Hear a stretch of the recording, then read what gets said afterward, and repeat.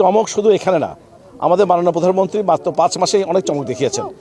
ওনার ব্যক্তিগত জীবন, ওনার রাজনৈতিক জীবন এবং প্রশাসনিক কাঠামোতে অনেক পরিবর্তন এনেছেন। ইতিমধ্যে আপনারা খেয়াল করেছেন, অনেকগুলো বলে শেষ করা যাবে না।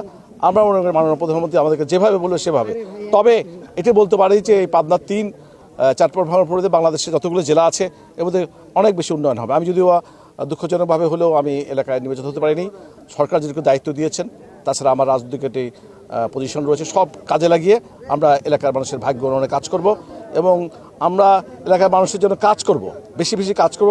এটি আমাদের চমক।